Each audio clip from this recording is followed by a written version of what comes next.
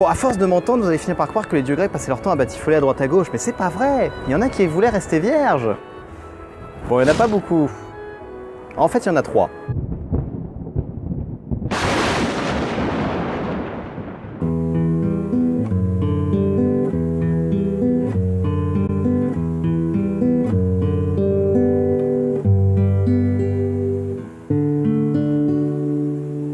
La première de nos 3 déesses est Artémis. Artémis la chasseuse, Artémis la lunaire, Artémis la grosse bourrine. Elle est la sœur jumelle d'Apollon et c'est pas un détail parce que du coup, comme elle est née la première, elle l'a vu sortir.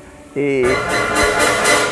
ouais, elle s'est dit que c'était pas fait pour elle. Elle passe ses journées à tuer Bambi dans les bois entourée de ses chasseuses parce qu'elle supporte pas les mecs. Bon, le problème de la forêt, c'est que niveau plomberie, il n'y a pas grand chose. Du coup, pour se laver, elle est obligée d'utiliser une source à l'eau claire.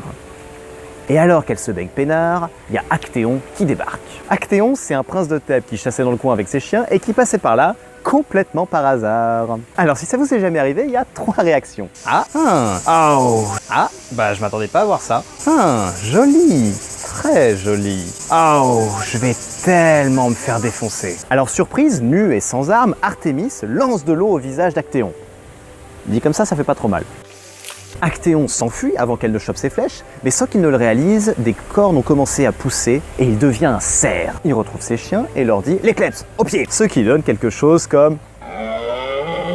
Et les chiens lui répondent « Ouf !» Ensuite il se jette dessus et le bouffe. Triste.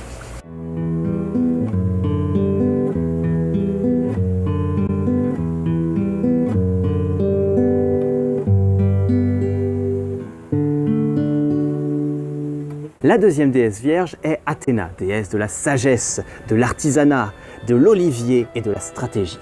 Elle refuse l'amour car elle tient à rester lucide et non pas frivole et passionnée comme Aphrodite. Bon, cela dit, elle est orgueilleuse et susceptible, donc des fois niveau retenue et lucidité, c'est limite. Alors forcément, lorsque la mortelle Méduse commence à se vanter de sa chevelure et de sa beauté digne d'une déesse, Athéna se vénère un peu. Mais Poséidon est plutôt d'accord avec la belle mortelle, tellement qu'il décide de faire des calipettes avec elle sans son consentement. Ça s'appelle un viol. Et j'ai aucune vanne à faire là-dessus.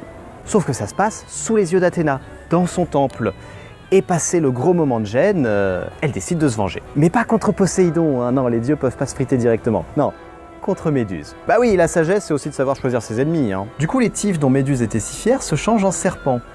Ce qui doit être absolument atroce. Et ces si beaux yeux qui pétrifiaient de désir les dieux et les mortels transforment maintenant tous ceux qui les croisent en statues. Bon, plus tard, Méduse se fera raccourcir et Athéna calera sa tête sur son bouclier.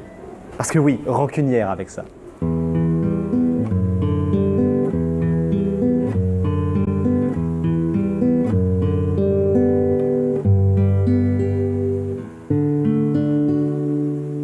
Notre dernière déesse vierge, c'est Hestia, la protectrice du feu sacré et du foyer. Alors ça a pas l'air foufou dit comme ça, mais chez les Grecs, c'est vachement important que personne vienne mettre le sbeul chez toi.